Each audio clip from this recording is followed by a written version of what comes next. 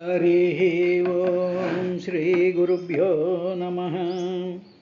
అలసులు మందబుద్ధులు అల్పతరాయువులు ఉగ్రరోగ సంకలితులు మందభాగ్యులు సుకర్మములెవ్వియు చేయజాలరి కలియుగమందు మానవులు కావున ఎయ్యది సర్వసౌఖ్యమై అలవడు నేమిటంబుడము ఆత్మకు శాంతి మునీంద్ర చెప్పవే.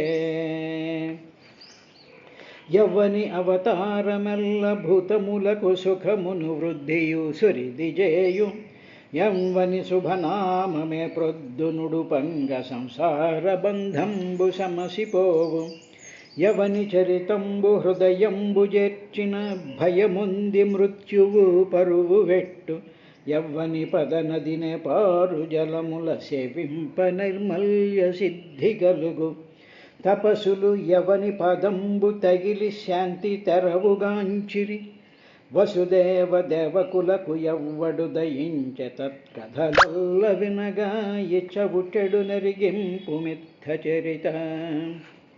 కలిదోష నివారణమై అలఘు యశుల్వొగొడు నట్టి హరికథనము నిర్మలగతి కోరెడి పురుషుడు వెలయగనం వాడు తగిలి వినడు మహాత్మా. వర గోవింద కథా సుధారస మహావర్షోరుధారా పరంపరలంగాక భుజేంద్ర చంద్ర ఇతరోపాయానురక్తిం ప్రవిస్తర దుర్దాంత దురంత దుస్సహజనుస్సంభావితానేక దుస్తర గంభీర కఠోర కల్మషకనద్దావానలంబారునే. హరినామ కథన దవానల జ్వాల చేకాలవే ఘోరాఘ కాననములు వైకుంఠ దర్శన వాయు సంఘంబు చేతొలగవే భవదుఃఖతో యదములు. కమల నాభధ్యాన కంఠీరవంబు చేకూలవే సంతాప కుంజరములు. నారాయణ స్మరణ ప్రభాకర దీప్తి తీరవే షడ్వర్గతి మిరతతులు. నళిన నయన భక్తి నవచేగాక సంసార జలధి దాటి చనగరాదు వేయునేలమాకు విష్ణు ప్రభావంబు తిరుపవయ్య సూతాధి సమేత. హరి ఓం శ్రీ గురుభ్యో నమః. ఓ విదురా, నందీశ్వరుడికి చాలా కోపం వచ్చేసేసి తన ప్రభు అయినటువంటి శివుణ్ణి ఆ దక్ష ప్రజాపతి ఆ విధంగా నిందించడం, తర్వాత శాపం పెట్టడం అనేటువంటి విషయాన్ని చూసి భరించలేక ఆ నందీశ్వరుడు ఆ దక్ష ప్రజాపతిని సపోర్ట్ చేసినటువంటి మిగతా గణాలు వాళ్ళందరినీ కూడా ఆయన శపిస్తూ చివరగా ఆ శాపంలో ఇంకొకటి ఏం పెట్టాడు అంటే, సర్వభక్షాద్విజావృత్యై ధృత విద్యాతపోవ్రతా విత్త దేహేంద్రియారామాయాచకా విచరంత్విహ. ఈ శివద్వేషులైనటువంటి బ్రాహ్మణులు ఉన్నారే, వాళ్ళు బ్రాహ్మణులై ఉండి వాళ్ళు శివుణ్ణి ద్వేషిస్తూ ఉన్నారనుకోండి. అటువంటి వాళ్ళు సర్వభక్షా అన్నీ తినేస్తూ ఉంటారు. అంటే ఏమిటి, నాన్ వెజ్ తినేస్తుంటారు, ఇది తినేస్తుంటారు, హోటల్లో తినేస్తుంటారు, ఒక మడి ఉండదు, ఒక పాడు ఉండదు, ఏమీ ఉండదు. ఇక ఇష్టం వచ్చినట్టు అంటే సంప్రదాయబద్ధంగా కులధర్మంగా ఆచరించవలసినటువంటి శుచి కానీ ఆహార నియమాలు కానీ ఇవేమీ లేకుండా ఉండుగాక అని చెప్పేసి శాపం పెట్టేసి సర్వభక్షాద్విజావృత్యై వాళ్ళు అలా ఉంటారు. తరువాత ధృత విద్యా తపో వ్రతా విత్త దేహేంద్రియారామయాచకా అన్నాడండి. అంటే ఏమిటి, వాళ్ళు ఈ బ్రాహ్మణులు వీళ్ళు నేర్చుకున్నటువంటి విద్య కానీ, వాళ్ళు ఆచరించినటువంటి తపస్సు కానీ, వాళ్ళు ఆచరించినటువంటి వ్రతాలు కానీ, వాళ్ళు ఆచరించినటువంటి ఈ వేదాధ్యయనాలు కానీ, తర్వాత ఇవన్నీ వాళ్ళు దేనికోసం ఉపయోగించుకుంటారంటే విత్త దేహేంద్రియారామ, ఆ డబ్బు సంపాదించడం కోసం. ఆ డబ్బు సంపాదించి ఆ దేహాన్ని నిలపడం కోసం అంటే ఆరామ, ఇళ్ళు, తర్వాత ప్లాట్లు, తర్వాత ఏమో బిజినెస్లు, ఆ తర్వాత ఇంద్రియ సుఖాలు, ఆ తర్వాత వీటితో రమించిపోతూ ఉంటారు. వాళ్ళు దేనిని వాడుకుంటున్నారు అంటే ధృత విద్య తపో వ్రత, వేదాధ్యయనం చేస్తాడు, ఆ వేదం యొక్క ఇది అమ్ముకుంటూ ఉంటాడు, అమ్ముకుని ఆ డబ్బు వస్తుంది, ఆ డబ్బుతో ఇల్లు కడుతున్నాడు, కాళ్ళు కొనుక్కుంటాడు, ఏవో చేసుకుంటూ ఉంటాడు. అదే విధంగా వాడు చేసినటువంటి స్థాపనలు కానీ వాళ్ళు చేసినటువంటి తపస్సు కానీ ఇవన్నీ కూడా వాళ్ళు వాళ్ళ యొక్క దేహాలు, వాళ్ళ యొక్క ఇళ్ళు, వాళ్ళ యొక్క సుఖాలు, వాళ్ళకి చుట్టూ చేరేటువంటి వాళ్ళకి కంఫర్ట్ చూడడం, ఇటువంటి వాటిల్లోకి యాచకాహ ముష్టి వాళ్ళ కింద యాచిస్తూ ఉంటారు. వాళ్ళు దీనిని అడ్డం పెట్టుకుని యాచిస్తూ ఉంటారు.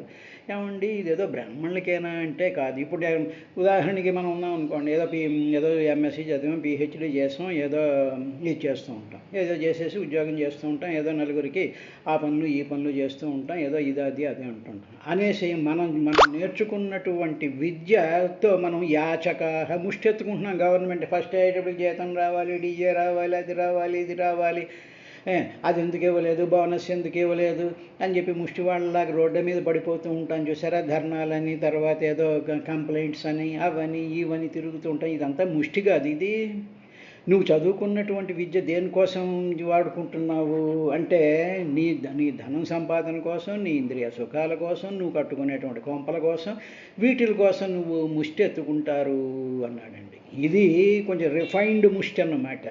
అంటే సూటు బూటు వేసుకుని ఏవో రూపాయి అని అడుక్కున్నట్టు అన్నమాట ఇవి. అంటే విద్య, తపస్సు, తర్వాత ఇవన్నీ దేనికోసం ఉండాలి అంటే ఆత్మౌన్నతి కోసం ఉండాలి. అసలైనటువంటి లక్ష్యం చేరుకోవడానికే మన విద్య కానీ, మన తపస్సు కానీ, మన వ్రతం కానీ, మన దీక్ష కానీ, మన సాధన కానీ దానికోసం వెళ్ళాలి తప్ప ఫోటోల కోసం అని చెప్పి నలుగురు చుట్టూ చేరడం కోసం అనేటువంటిది కాదు. అదేవిధంగా ఇప్పుడు మనం రకరకాలైనటువంటి ఆశ్రమాలు చూస్తూ ఉంటే ఏంటంటే డొనేషన్లు ఏందండి, మోర్ కైండ్ అండ్ క్యాష్ అని చెప్పేసేసి ఈ విధంగా చేస్తూ ఉంటారు చూసారా. వాళ్ళకు ఉండేటువంటి తపస్సులు, వాళ్ళకు ఉండేటువంటి ధనము, వాళ్ళకు ఉండేటువంటి ఇవన్నీ కూడా దీనికోసం బ్రాహ్మణులు చేయగాక అని చెప్పి నందీశ్వరుడు శాపం పెట్టేశాడయ్యా అన్నాడండి. ఎవరు ఏమనుకున్నా ఆ యాంగిల్లో కానీ చూసినట్లయితే జరుగుతోంది. అయిన తర్వాత ఏం జరిగింది అంటే ఇలాగ నందీశ్వరుడు శాపం పెట్టినటువంటి విధానాన్ని చూసి తస్యైవం దదత శాపం శ్రుత్వా ద్విజకులాయ వై భృగు ప్రత్యసృజాపం భ్రమదండం దురచ్చయం. అక్కడ ఈ దక్ష ప్రజాపతి తరఫు నుండేటువంటి భృగు మహర్షి ఈ నందీశ్వరుడు పెట్టినటువంటి శాపాలని విని ఆయనకి చాలా కోపం వచ్చేసేసి ఆయన ఏం చేశాడు అంటే ఆ నందీశ్వరుడికి శాపం పెట్టడం ప్రారంభించాడు. ఆ నందీశ్వరుడికి ఆ తర్వాత శివుడి పక్షం ఉండేటువంటి శివగణాలు ఏవైతే ఉన్నాయో, శివు ఫాలోయర్స్ ఏవైతే ఉన్నారో వాళ్ళందరికీ కూడా వేదవేత్త అయినటువంటి ఈ భృగు మహర్షి శాపం పెట్టేశాడయ్యా. ఇప్పుడు పెట్టినట్టు భృగు మహర్షి ఈ శివ సంబంధీకులందరికీ కూడా పెట్టినటువంటి శాపం నుంచి ఎవరు తప్పించుకోలేరు అన్నాడు. తస్య నందీశ్వరుడు ఏవం ఈ విధంగా ద్విజకులాయ మొత్తం బ్రాహ్మణ కులాలు అందరికీ కూడా అంటే చాలా నిశ్చయంగా శాపం దదహ ఇస్తూ ఉండగా భృగు మహర్షి మండిపోయింది, కోపం వచ్చేస్తుంది. ఏంటి ఆఫ్టర్ ఆల్ నందీశ్వరుడు వీడి శాపం పెడతాడా అనేటువంటి దాంతో ఆ భృగు మహర్షి దురచ్చయం తప్పించుకోవడానికి శక్యం కానటువంటి బ్రహ్మదండం. అంటే బ్రహ్మదండం అంటే మామూలుగా వశిష్ఠ మహర్షి దగ్గర వీళ్ళ దగ్గర బ్రహ్మదండాలు అని చెప్పి వాళ్ళు రక్షించుకోవడానికి, సమస్తమైనటువంటి శాపాల నుంచి కూడా రక్షించుకోవడానికి దేన్నైనా సరే నిరోధించగలిగినటువంటి దండం ఒకటి ఉంటుంది, మంత్రదండం అన్నమాట అది. అటువంటి బ్రహ్మదండం అంటే ఇక్కడ ఏమిటన్నమాట, ఆ బ్రహ్మదండాన్ని ఆ బ్రహ్మదండ రూపంలో ఉండేటువంటి శాపం ప్రత్యసృజిత్. వెంటనే భృగు మహర్షి తన బ్రహ్మదండాన్ని అడ్డం పెట్టి ఆయన ఆ శాపం బ్రహ్మాండమైనటువంటి ఒక శాపాన్ని ప్రత్యసృజత్, అంటే ప్రతీకారంగా, ఇన్ రెస్పాన్స్ టు నందీశ్వర శాపానికి ప్రతీకారంగా సృజతు శాపాన్ని పెట్టేశాడయ్యా భృగు మహర్షి ఓ విదురా అన్నాడు. అంటే ఒకళ్ళ కోపం వచ్చి ఒకళ్ళు తిట్టారనుకోండి, ఆటోమేటిక్గా అవతల పార్టీ వాళ్ళు తిట్లు లంఘించుకుంటూ ఉంటారు. వీళ్ళు శాపం పెడితే వాళ్ళు శాపనార్థాలు పెడుతుంటారు, వీళ్ళు ఈ పని చేస్తుంటే వాళ్ళు ఆ పని చేస్తూ ఉంటారు. ఇలాగ ఈ టూ వే ఫైటింగ్ అనేటువంటిది సృష్టిలోకి దిగిపోయింది అని మనం గ్రహిస్తూ ఉండాలి. ఇప్పుడు భృగు మహర్షి చాలా ప్రజ్ఞావంతుడు కాబట్టి, ఆయన బ్రహ్మాండమైనటువంటి ప్రజాపతి, లేకపోతే ఆ నవబ్రహ్మంలోనూ ఉండేటువంటి వాడు కాబట్టి, ఆయన చాలా శక్తివంతుడు కాబట్టి, ఆ శక్తివంతుడైనటువంటి బ్రహ్మదండం అంటే బ్రాహ్మణుడు విధించేటువంటి దండం అన్నమాట. అంటే బ్రాహ్మణులు ఒక్కొక్కసారి శిక్ష విధిస్తూ ఉంటారు. ఆ శిక్షని ఎవడు కూడా తప్పించుకోలేడు, దాన్ని ఎవరు కూడా తప్పించుకోలేరు. అందుకని బ్రాహ్మణులకు కోపం తెప్పించకూడదు అంటారు. ఎందుకంటే వాళ్ళు తపోసంపన్నులై ఉంటారు, వేదాధ్యయన పరులై ఉంటారు, సాధకులై ఉంటారు. నిత్యము కూడా ఆ స్థితిలో ఉండేటువంటి వాళ్ళకి కానీ మనం కోపం తెప్పించినట్లయితే ఆ కోపంలో నుంచి వచ్చినటువంటి వాక్కులు శాపాలయ్యి అందరినీ కూడా శిక్షిస్తూ ఉంటాయి. అందువల్ల భారతీయ సంప్రదాయంలో అసలైనటువంటి ఆ మహాత్ములైనటువంటి బ్రాహ్మణులు, అగస్త్యుడు కానివ్వండి, వశిష్ఠుడు కానివ్వండి, విశ్వామిత్రుడు కానివ్వండి, భృగు మహర్షి కానివ్వండి, కపిలుడు కానివ్వండి, ఎవరైనా ఇటువంటి మహానుభావులు తపోసంపన్నులైనటువంటి వాళ్ళు పెట్టినటువంటి శాపాన్ని దానిని ఎవ్వరూ కూడా తప్పించుకోలేరు. అది బ్రహ్మదండం. అది మామూలుగా సింబాలిక్గా ఏంటంటే వశిష్ఠుడి దగ్గర బ్రహ్మదండం ఉంటుంది. విశ్వామిత్రుడు వేస్తున్నటువంటి సమస్త అస్త్రాలు అన్నీ కూడా బ్రహ్మదండం అడ్డం పెడితే అందులోకి ఇవన్నీ వచ్చేస్తుంటాయి. అంటే everything get absorbed in to that, ఆ బ్రహ్మదండంలోకి. అంటే ఏమిటంటే ఇక్కడ బ్రహ్మదండం ఏమిటంటే ఈ సాధకుడు చేసినటువంటి తపస్సు, ఈ సాధకుడు చేసినటువంటి ఆ వ్రతాలు, ఈ సాధకుడు చేసినటువంటి సాధనల వల్ల ఆ తేజస్సు వాళ్ళుగా పెరిగినప్పుడు అవతల వాళ్ళు చేసేటువంటి ఏ శాపనార్థాలు కానివ్వండి, ఏ దిష్టులు కానివ్వండి, ఏ అపకారాలు కానివ్వండి, ఏమీ వీళ్ళేం చెయ్యవు అన్నమాట. అది అటువంటిది. అదే వీళ్ళు శాపం పెడితే మాత్రం మొత్తం సర్వనాశనం అయిపోయేటువంటి విధంగా కనిపిస్తూ ఉంటుంది. అలాగా భృగు మహర్షి శాపం పెట్టాడయ్యా. ఆయన పెట్టినటువంటి శాపం ఏమిటి మహాత్మా అని విదురుడు అడిగినప్పుడు ఈ విధంగా శాపం పెట్టాడు. భవవ్రతధరా ఏ చ తాన్ సమనువ్రతా పాఖండినస్తే భవంతు సచ్ఛాస్త్ర పరిపంధినః. ఏచ ఎవరైతే పాశుపత వ్రతాన్ని చేపడతారో, అంటే శివ సంబంధమైనటువంటి ప్రమదగణాలు, భూతగణాలు, ఈ ప్రేతాలు, ఇవన్నీ ఉన్నాయి. ఈ గణాలు ఏవైతే ఉన్నాయో ఆ గణాలు మనం మొట్టమొదటే చూసుకున్నాం. తృతీయ స్కంధంలో శివుడు రుద్రుడు వచ్చినప్పుడు రుద్రుడు ప్రమదగణాలన్నీ సృష్టిస్తే ఆ ప్రమదగణాలన్నీ బ్రహ్మదేవుడిని తినేయడానికి వస్తున్నప్పుడు వాటిని మళ్ళీ శివుడిని ప్రార్థించి వాళ్ళని కంట్రోల్లో పెట్టేటువంటి కథ మనకి గుర్తుండే ఉంటుంది. అటువంటి ఆ గణాలు వాళ్ళందరూ కూడా ఏం చేస్తూ ఉంటారంటే పాశుపత వ్రతము అని భవవ్రతధరా, వాళ్ళు కొన్ని వ్రతాలు ఆచరిస్తూ ఉంటారు. ప్రమదగణాలు ఈ శివ సంబంధీకులైనటువంటి అంటే శివ మార్గంలో ఉండేటువంటి ఆ సాధకులు, ఆ భక్తులు, ఆ వాళ్ళు పాశుపత వ్రతం అనేటువంటిది ఒకటి అంటారు. అది ఏమిటి అంటే అది దేవుణ్ణి పూజించడం కోసం అని చెప్పి ఎముకలను ధరిస్తూ ఉంటారు వాళ్ళు. ఇప్పుడు మామూలుగా వ్రతాలు ఉండేటువంటి వాళ్ళు రుద్రాక్షలు ధరిస్తారు, తులసిమాలలు ధరిస్తారు, పట్టి పంచి కడతారు, ఇవి పెడుతూ ఉంటారు. అదే శివపూజా ధురంధరులైనటువంటి వాళ్ళు కాపాలికులని కానివ్వండి, నాగసాధువులని కానివ్వండి, అందులో కొన్ని సెక్ట్స్ ఉంటాయి. వాళ్ళందరూ కూడా ఏం చేస్తారంటే ఎముకల్ని ధరించుట మొదలైనటువంటి కొన్ని కపాలాలు ధరిస్తారు, ఎముకలు ధరిస్తారు, చితాభస్మాన్ని ధరిస్తూ ఉంటారు. ఇలాగా ఏచ ఎవరైతే భవవ్రతధరాహ, భవుడంటే ఆ శివుడిని వ్రతం కింద పెట్టుకుని ఆచరించేటువంటి వాళ్ళు సమనువ్రతాః, ఆ నిష్ఠతో ఎవరైతే ఉంటారో అటువంటి వాళ్ళంతా కూడా సత్శాస్త్ర పరిపంధినః. అటువంటి వాళ్ళు సత్శాస్త్ర, సత్ అంటే మంచిదైనటువంటి, శాస్త్ర అంటే వేదం అన్నమాట. శాసించేటువంటిది శాస్త్రము అని పేరు. కాబట్టి సత్శాస్త్రము అంటే వేదం అన్నమాట. అటువంటి వాళ్ళందరూ కూడా పరిపంధిన, వేదాన్ని వాళ్ళు తిరస్కరిస్తూ ఉంటారు, వేదాన్ని వాళ్ళు వేద విరోధులు అవుతారు, వేదంలో చెప్పినటువంటివి ఏమీ కూడా వాళ్ళు ఆచరించకూడా ద రివోల్ట్ అగైనిస్ట్ వేదాస్, అవుగాక పాఖండిన, పాఖండిన అంటే వేదాలని నింద చేసేటువంటి వాళ్ళని పాఖండులు అంటారు. వేద ధర్మాన్ని ఆచరించకుండా ఉండేటువంటి వాళ్ళు పాఖండిన భవంతు అని చెప్పేసేసి భృగు మహర్షి మొత్తం వాళ్ళందరికీ కూడా పాఖండులవుపోగాక. అలాగా వీళ్ళందరూ కూడా ఎముకలు కపాలాలు ధరించి చిన్న చిన్నగా తోలుగుడ్డలు కట్టుకుని విభూదంతా రాసుకుని జడలు పెంచేసుకుని చూసేటప్పుడు భయంకరంగా ఉంటూ చేతిలో శూలాలు పట్టుకుని ఈ విధంగా చేస్తూ వాళ్ళు రకరకాలైనటువంటి వేద విరుద్ధమైనటువంటి వ్రతాలు చేస్తూ ఉంటారు. అలా అవుగాక అని శాపం పెట్టేశాడు. తర్వాత వాళ్ళు వేద నిందకులు అవుగాక అన్నారు. తర్వాత ఇంకా ఏం పెట్టాడు శాపం భృగు మహర్షి అంటే నష్ట శౌచ మూఢధియో జఠా భస్మాస్థిధారిణ విశంతు శివదీక్షాయాం యత్ర దైవం సురాసవం. వాళ్ళు దీక్ష చేసేటప్పుడు వాళ్ళకి దైవం ఏమిటి అంటే వాళ్ళు సారా కళ్ళు మాత్రమే. వాళ్ళు మనం మామూలుగా పూజలను చేసే ఏదో చక్కెర పొంగలని, లేకపోతే గారెలని, లేకపోతే ఏదో పాయసం అని, లేకపోతే ఏదో ఇంకో పులిహారని, ఇవి మనకి దైవం ప్రసాదాల కింద స్వీకరిస్తుంటాం. కానీ వాళ్ళు చేసేటువంటి పాశుపత దీక్షని వీళ్ళందరూ చేస్తూ ఉంటారు. శివుణ్ణి ఆరాధించేటువంటి వాళ్ళందరూ కూడా ఏం చేస్తూ ఉంటారంటే వాళ్ళ జడలు మళ్ళీ వాళ్ళేమి నీట్గా ఉండరు వాళ్ళు.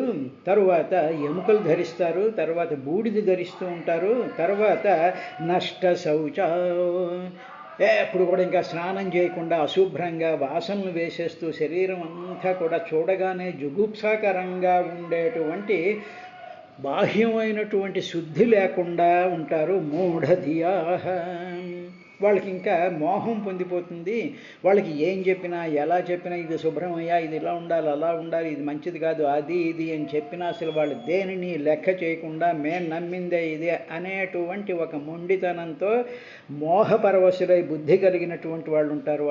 అలాంటి వాళ్ళు జట భస్మ అస్థిధారిణ, జడలు ధరించేస్తారు, ఎముకలు ధరిస్తూ ఉంటారు, భస్మం రాసేసుకుంటూ ఉంటారు. తర్వాత శివదీక్షలు అనేటువంటి దీక్షలను వాళ్ళు విషంతు అవి చేసేస్తూ ఉంటారు, వాటిల్లో ప్రవేశిస్తూ ఉంటారు. అలాగ చేసినప్పుడు వాళ్ళు పెట్టేటువంటి నైవేద్యాలు కానీ వాళ్ళకి ఏది దైవము అంటే యత్ర సుర అవసం, సుర ఆసవం, సుర అంటే సార, ఆసవం అంటే కళ్ళు, దైవం వాళ్ళకి అవే దైవం, అవే వాడి ప్రసాదాల కింద స్వీకరిస్తూ ఉండుగాక అని శాపం పెట్టేశారు. అంతకుముందు అంతా కూడా వీళ్ళందరూ మహర్షులు వేదాలని ఫాలో అవుతుండేవారు, వేద విధంగా యజ్ఞాలు యాగాలు హోమాలు ఇవన్నీ చేస్తూ ఉండేవారు. ఇవన్నీ మామూలు త్రిసంధ్యలు సంధ్యావందనాలు ఇవన్నీ ఉంటూ ఉండేవి. కానీ ఎప్పుడైతే నందీశ్వరుడు శాపం విని భృగు మహర్షి కోపం వచ్చి ఆ శివ ఫాలోయర్స్ అందరూ కూడా ఈ విధంగా ఉండుగాక అని భయంకరమైనటువంటి శాపం పెట్టేశాడు. శాపం పెట్టేసిన తర్వాత ఇంకా ఏం చెప్పాడు అంటే బ్రహ్మచ బ్రాహ్మణాంశ్చైవ యద్యూయం పరినిందధ సేతుం విధారణం పుంసామతం పాఖండమాశ్రితాః. వేదము వైయక్తిక జీవనాన్ని కట్టడి చేసి సమాజ జీవనాన్ని నిలబెడుతూ ఉంటుందయ్యా అని ఆయన భృగు మహర్షి అన్నాడు. వేదం ఏం చేస్తుంది అంటే ప్రతి వ్యక్తికి సంబంధించినటువంటి జీవనాన్ని కట్టడి చేస్తుంది. అంటే ఒక రెగ్యులర్ ఫ్యాషన్లో ఒక క్రమశిక్షణని చెప్తూ ఉంటుంది వేదం. ఒక మనిషి జీవితాన్ని వైయక్తిక జీవితం అంటే తనకి వ్యక్తి జీవితం ఏ విధంగా ఉండాలి, ఎలా ఉండాలి, 3 పూట్ల స్నానం చేయాలి, సంధ్యావందనం చేయాలి, మడిగా వంట తినాలి, ఆహారం తినేటప్పుడు ఈ విధంగా ఉండాలి, ఈ విధమైనటువంటి బట్టలు కట్టుకోవాలి అని చెప్పి వ్యక్తి శరీరానికి సంబంధించినటువంటి జీవనం దగ్గర నుంచి మానసికమైనటువంటి సాధనలు, భక్తి మార్గాలు, హోమాలు, యజ్ఞాలు వీటిలు చెయ్యడంలో దాంట్లో నుంచి వచ్చేటువంటి పుణ్యాలన్నీ స్వీకరించడం అనేటువంటి ఆ మొత్తం జీవితాన్ని అంతటినీ కూడా వేదం నిలబెడుతూ ఉంటుందయ్యా. దాని స్వరూపమైనటువంటి అటువంటి వేదస్వరూపాన్ని ఈ శివ సంబంధమైనటువంటి వాళ్ళు, శివదీక్షలు తీసుకున్నటువంటి వాళ్ళు, శివుణ్ణే కొలిచేటువంటి వాళ్ళు, ఈ సుర, ఈ కళ్ళు వీటిల్ని ప్రసాదంగా స్వీకరించేటువంటి వాళ్ళు, అశౌచంగా ఉండేటువంటి వాళ్ళు అటువంటి మహత్తరమైనటువంటి వేదాన్ని నానా రకాలుగాను నిందిస్తూ ఉన్నారు. కావున మీరందరూ కూడా వేద విరుద్ధమైనటువంటి అపధర్మాన్ని ఆశ్రయించారు. మీరందరూ కూడా ఈ పని చేస్తున్నారు, శివుణ్ణి మీరు వెనకాలేసుకురావడం వల్ల అని చెప్పేసేసి మీరు వేదనింద చేస్తున్నారయ్యా అని చెప్పి భృగు మహర్షి ఆ నందీశ్వరుడికి కోపంలో ఆ విధంగా అన్నాడు. బ్రాహ్మణాంశ్చైవ పుంసా యద్యూయం పరినిందధసేతుం విధారణం పుంసామతః పాఖండమశ్రితాః. పాఖండం అంటే అపధర్మం అన్నమాట. ఏ ధర్మాన్ని ఆచరించాలో దానిని ఆచరించకుండా మరొక ధర్మాన్ని, వేదానికి విరుద్ధంగా ఉండేటువంటి ధర్మాన్ని ఆచరించడం అనేటప్పటికీ ఏమిటండి అనేటువంటి ఉదాహరణకి మామూలుగా మనకి ఏం చెప్తుంటే తెల్లవారుజామున బ్రహ్మముహూర్తంలో లేవాలి, శుభ్రంగా కాలకృత్యాలు చేయాలి, స్నానం చేయాలి, ఏదో అనుష్ఠానం చేసుకోవాలి, అది ఇది అనేటువంటి సింపుల్ శరీరానికి సంబంధించినటువంటిది. అంటే పాఖండులు ఏం చేస్తూ ఉంటారంటే రాత్రి 12 వరకు కూడా ఈ యూట్యూబులు చూసుకుంటూ, టీవీలు చూసుకుంటూ పడుకుని సూర్యోదయం అయిపోయి సూర్యుడు మళ్ళీ నడినెత్తి మీద వచ్చేటప్పటికి 10కో 10:30కో నిద్ర లేచి పళ్ళు తోముకోకుండా కాఫీ తాగేసేసి అక్కడి నుంచి ఏదో బ్రెడ్ ముక్కో ఏదో తినేసేసి తర్వాత ఎప్పుడో 3ంటికి స్నానం చేసి 4ంటికి భోజనం చేసి ఇలాగా వైయక్తిక జీవనం, వ్యక్తిగత జీవనం ఏ విధంగా ఉండాలో అలా ఉండకుండా మరొక విధంగా ఉండేటువంటి అతి సింపుల్ ఎగ్జాంపుల్ మాత్రమే ఆ విధంగా ఉంటూ ఉంటారు. వాళ్ళ మనసులో ఎప్పుడు కూడా ఓ పురాణం చదువుదాం, ఓ భాగవతం విందాం, ఒక ఇది చేద్దాం, అది చేద్దాం, వేదంలో ఏం చెప్పారో అసలు ఆ క్యూరియాసిటీ కూడా లేకుండా ఇలాగ రకరకాలైనటువంటి తర్వాత ఈ పాఖండుల్ని చూస్తూ ఉంటాం. మామూలుగా కొంతమంది టీషర్ట్లు వేసుకుంటూ ఉంటారు, దాంట్లో ఒక భూతం బొమ్మ ఉంటుంది, ఐ విల్ కిల్ యూ అని ఉంటుంది. వాడేమో జుట్టు సగం కిందకి సగం పైకి సగం బొచ్చు ఇలా పెట్టుకుని నల్లనైనటువంటి డ్రెస్ వేసుకుని, కొంతమంది ఆడపిల్లలు అయితే జుట్లు విరబోసేసుకుని ఈ మెళ్ళలోనేమో ఏ విధమైనటువంటి ఆభరణాలు లేకుండా పిచ్చి పిచ్చి వీటి పూసలు ఇవన్నీ వేసుకుని ఒంటి నిండా పచ్చబొట్లు పొడుచుకుని ఇవన్నీ పాఖండ ధర్మాలు. ఇవన్నీ కూడా ఇప్పుడు ఏంటంటే కొత్త నాగరికతలో వచ్చినటువంటి పాఖండ ధర్మాలు ఇవన్నీను. అప్పుడు వాళ్ళు అలా ధరించుంటారు, వాళ్ళు వేరు, ఆ శక్తి అంతా వేరుగా ఉంటుంది. వాళ్ళు కాపాలికులు అంటారు, తర్వాత ఏదో నాగసాధువులు అంటారు, వాళ్ళు శివదీక్షాపరులు అంటారు, వాళ్ళు మహాసాధకులు ఉంటారు, మహాభక్తులు ఉంటారు, వాళ్ళు శివసాయుధ్యం పొందినటువంటి మహానుభావులు దాంట్లో ఉంటారు. కానీ వీళ్ళందరూ ఎందుకు పనికిరానిటువంటి వాళ్ళు పాఖండ ధర్మాన్ని ఆచరిస్తున్నారు అని. పాఖండం అంటే అది అర్థం. తర్వాత ఏష యవహి లోకానాం శివః పంథా సనాతనః యం పూర్వే చానుసంతస్తుర్యత్ ప్రమాణం జనార్దనః. లోకానాం అంటే లోకులకి, అంటే ఈ మానవులందరికీ ఏషః ఏవ ఇది మాత్రమే శివః మంగళకరం. ఏది మంగళకరం మానవులందరికీ కూడా సనాతనః చాలా సనాతనమైనటువంటి పంథాః సనాతనమైనటువంటి మార్గం ఉంది. దానినే దేనినైతే పూర్వంలో అనుసంధస్తు ఆశ్రయించారో మహర్షులు కానీ, సనక సనందాదులు కానీ, నారదాదులు కానీ, బ్రహ్మాది దేవతలు కానీ, పూర్వకల్పాలలో ఉండేటువంటి మానవులు కానీ, వీళ్ళందరూ కూడా సనాతనమైనటువంటి మార్గాన్ని పూర్వం పుట్టినటువంటి వాళ్ళందరూ కూడా అనుసంతస్థ ఆశ్రయించారో ఆ సనాతన ధర్మంలో ఆ సనాతన ధర్మంలో జన అర్దన అంటే దుష్టజనులను మర్దించేటువంటి శ్రీహరి ప్రమాణం. అలాగ సనాతన ధర్మానికి ప్రమాణమైనటువంటి వాడు శ్రీహరి. అటువంటి శ్రీహరిని ధ్యానించేటువంటి వాళ్ళు సనాతనమైనటువంటి వేద ధర్మాన్ని ఆచరిస్తూ ఉంటారు. అలాగ వేదాన్ని ఆచరించడం వల్ల వేదస్వరూపుడైనటువంటి మహావిష్ణువు ఆ వేద ధర్మానికి మూలమైనటువంటి వాడు. అంత పవిత్రమైనటువంటి ధర్మాన్ని మీరందరూ కూడా ఈ విధంగా అపధర్మ పాఖండమాశ్రితా, ధర్మ విరుద్ధమైనటువంటి మీ వైయక్తిక వ్యక్తిగతమైనటువంటి జీవితాన్ని పాడు చేసేసుకుంటూ కళ్ళు సారా అంటే ఇప్పుడు మామూలుగా చూసిన పబ్బులు, తర్వాత ఈ రకరకాలైనటువంటి రిసార్ట్స్, అక్కడ తాగడం, చెందడం, పార్టీలు అనడం, ఇది అనడం, అది అనడం, ఇవన్నీ పాఖండ ధర్మాలు, మోడర్నైజ్డ్ పాఖండ ధర్మాలు ఇవన్నీ కూడా అన్నమాట. కాబట్టి ఇటువంటి విధంగా ఉంటుంది. అవుగాక అని శాపం పెట్టాడు. ఆ శాపం వల్లే మనం ఈ పాఖండులందరినీ కూడా చూస్తూ ఉన్నాం ఈ కాలంలో. అదన్నమాట. యం పూర్వే చాను సంతస్తురి యత్ ప్రమాణం జనార్దన శివ, మంగళకరమైనటువంటి పంథాహ మార్గం సనాతన, అది సనాతనమైనటువంటి మార్గాన్ని ఎవరైతే పూర్వం అనుసంతస్తు, దానిని ఎవరైతే ఆచరించారో వాళ్ళకి ఆ వేదానికి మూలమైనటువంటి జనార్దనుణ్ణి ఆశ్రయించారు. కాబట్టి ఆ జనార్దనుణ్ణి ఆశ్రయించకుండా ఉండుగాక మీరందరూ అలా అయిపోతారర్రా అని భృగు మహర్షి శాపం పెట్టాడయ్యా విదురా అని చెప్పిన తర్వాత 32వ శ్లోకంలో తద్బ్రహ్మ పరమం శుద్ధం సతాం వర్త్మ సనాతనం విగర్హ్యయాత పాఖండం దైవం వో యత్ర భూతరాట్. ఇది వేదం చాలా పవిత్రమైనటువంటిది, సనాతన ధర్మం వేదానికి నిలయం, దాన్ని సత్పురుషులు ఆచరించారు. దానిని మీరు నిందిస్తూ అవైదిక ధర్మాన్ని ఆశ్రయించి తామస ప్రాణులయ్యి ఆ తామస గుణానికి రాజు అయినటువంటి రుద్రుణ్ణి మీరు ఆరాధిస్తూ ఉండుగాక అని శాపం పెట్టేశాడు భృగు మహర్షి. రేపటి కార్యక్రమంలో ఇది విన్న తర్వాత మైత్రేయుడి విదురుడికి ఏం చెప్పాడు అనేటువంటి విశేషాన్ని చూద్దాం.